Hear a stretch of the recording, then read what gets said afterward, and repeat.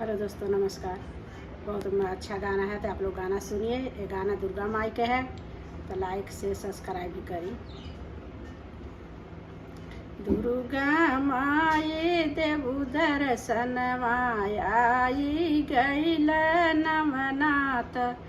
दुर्गा माई देवु दर्शन आई गईल नवनाथ। माता के सिर पर मुकुट शोभे, माता के सिर पर मुकुट शोभे, लीला रे पर शोभे बिंदिया, लीला रे पर शोभे बिंदिया। दुर्गा माई देवु दर्शन आई गईल नवनाथ। दुर्गा माई देवु दर्शन आई गईल नवनाथ।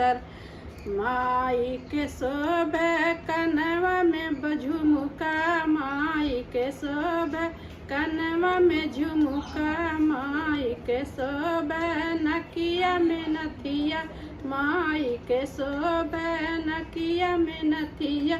दुर्गा माई के देवु दर्शन आई गईल नवनाथ।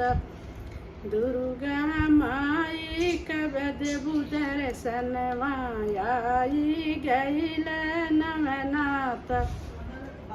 माई के शोभे गले में हरवा, माई के शोभे गले में हरवा, माई के शोभे हाथों में कंगना, माई के शोभे हाथों में चूड़िया।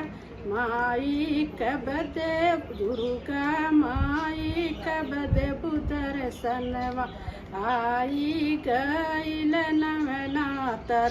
दुर्गा माई कब देवु दर्शन आई गईल नवनाथ।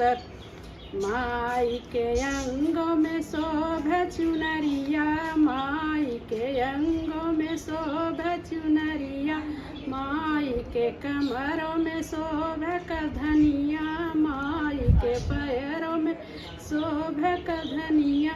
दुर्गा माई कब देवु दर्शन आई गईल नवनाथ।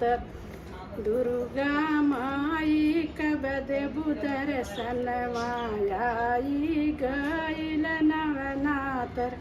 माई के शोभे पैरों में बिछिया, माई के शोभे पैरों में पायल, माई के शोभे पैरों में पायल, माई के शोभे अंगूरी में बिछिया, माई के शोभे अंगूरी में बिछिया।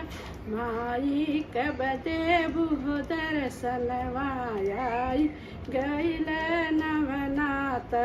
दुर्गा माई कब देवु दर्शन आई गईल नवनाथ।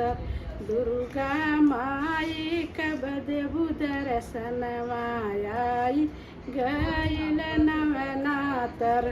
माई चढ़वली नरिया चुनरिया, माई चढ़वली फलवा फूलवा। दुर्गा माई कब देवु दर्शन आई गईल नवनाथ। दुर्गा माई कब देवु दर्शन आई गईल नवनाथ।